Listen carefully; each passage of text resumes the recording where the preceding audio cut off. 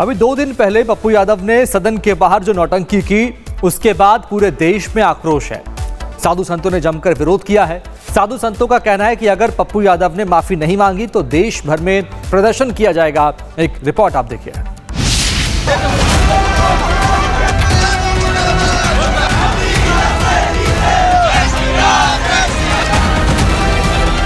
काशी के साधु संत आक्रोश में हैं। अयोध्या के संतों में भी गुस्सा है। हरिद्वार के संत सीधे चेतावनी दे रहे हैं। कहीं जाना पड़ेगा और उसको पकड़ के गधे में जाके जुलूस निकालेंगे। जिस तरह से सदन के बाहर पप्पू यादव ने भगवा का अपमान किया, जिस तरह से राहुल और विपक्ष का पूरा कुनबा राम मंदिर के बहाने सनातन का उपहास उड़ाया, उसके बाद से ही साधु संतों में आक्रोश है। हरिद्वार में राहुल एंड पप्पू टीम के खिलाफ संतों का विरोध तेज हो गया। अखिल भारतीय अखाड़ा परिषद पप्पू यादव से माफी मांगने को कह रहा है। संतों का कहना है, जिस तरह से सनातन का मजाक बनाया गया, उसे बर्दाश्त नहीं किया जाएगा। संतों ने पप्पू यादव को चेतावनी दी, अगर माफी नहीं मांगी गई तो जूना अखाड़े के साधु संत बड़ा प्रदर्शन करेंगे। जी हाँ, ये घटना बहुत शर्मसार करने वाली है कि देखिए, जो राम मंदिर में चंदा चोरी का मामला है, वहाँ पर न कोई साधु था और न कोई पुजारी था, लेकिन ये षड्यंत्र के तहत और हमारी संस्कृति को, हमारे सनातन को बदनाम करने की घोर साजिश हो रही है, जिसका साधु संत में, समाज में, ब्राह्मणों के समाज में और विज्ञ समाज में, विद्वानों के समाज में इसका घोर विरोध हो रहा है और बहुत ही ये पीड़ादायक है। इसका हम सभी विरोध करते हैं। पप्पू यादव के खिलाफ सबसे ज्यादा नाराजगी वाराणसी में देखी गई। वाराणसी में पप्पू यादव के खिलाफ एफआईआर भी दर्ज की गई, जिसमें राहुल गांधी और अवधेश प्रसाद का भी नाम है। संतों का कहना है, विपक्ष सिर्फ भगवा और सनातन का अपमान करता है। किसी मौलवी या दूसरे धर्म के उपहास की हिम्मत उनमें नहीं है। उनके लिए सबसे आसान टारगेट सनातन है। संसद भवन में बैठ के सांसद पप्पू यादव संत का भेष रखे, संत के चोलों को पहनकर संत समाज को बदनाम करने का प्रयास कर रहा है। राम मंदिर में चोरी हुई, क्या किस संत ने चोरी की?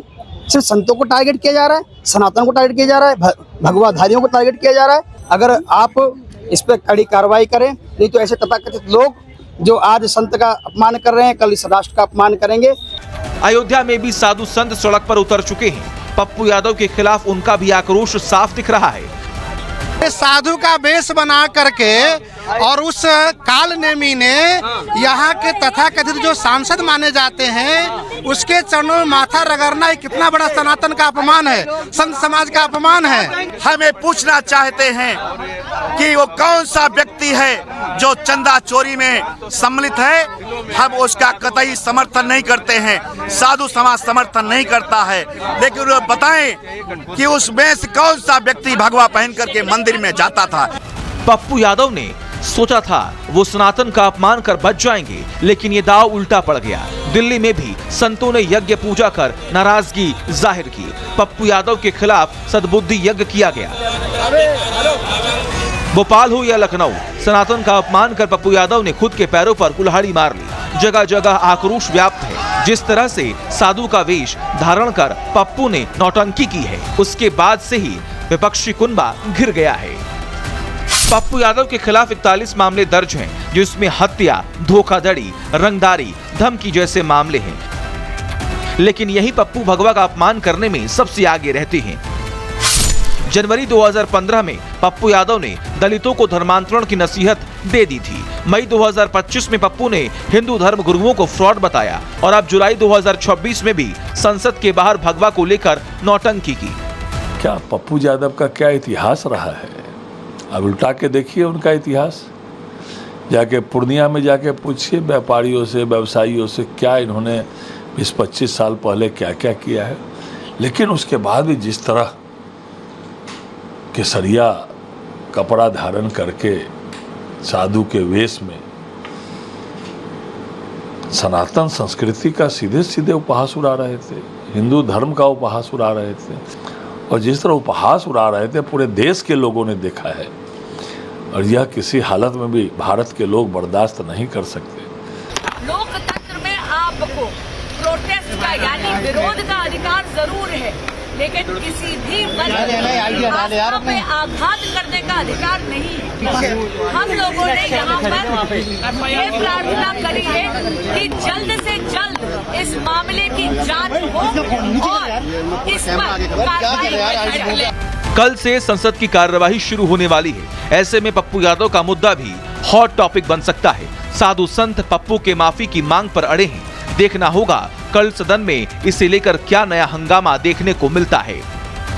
Bureau report, Republic Bharat.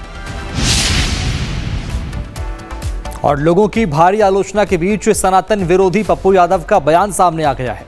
Pappu Yadav ने कहा कि अगर वो लोग गेरुआ पहनकर चोरी कर सकते हैं तो क्या मैं गेरुआ पहनकर विरोध नहीं जता सकता? सुनिए अब इनकी सफाई। भगवा पहनने का राइट हमको नहीं है। जब गिरी को छद्म साहब गेरुआ पहन करके चोरी करने का अधिकार है तो पप्पू यादव को गेरुआ पहन के गेरुआ की रक्षा करने का अधिकार नहीं है। और मैं खीरा कतरी हूं क्या? मैं आ रहा हूं दिल्ली, अभी 5 बजे उतरूंगा। अच्छा एक बात बताइए, एक जगह नहीं हुआ, सुषमा स्वराज की बेटी भी की, तिलक नगर थाने में भी किया। अब एफआईआर और इनके मौत से राहुल गांधी तो कभी डरे नहीं, प्रियंका गांधी तो डरे नहीं, तो फिर पप्पू यादव कब डर जाए? सनातन और भगवान के साथ गद्दारी करने वालों के खिलाफ, सनातन और इस भारत के 100 करोड़ लोगों के आस्था की रक्षा करने के लिए 100 बार पप्पू यादव को मरना होगा। तो मैं कफन बांध के डेली निकलता हूं हर दिन।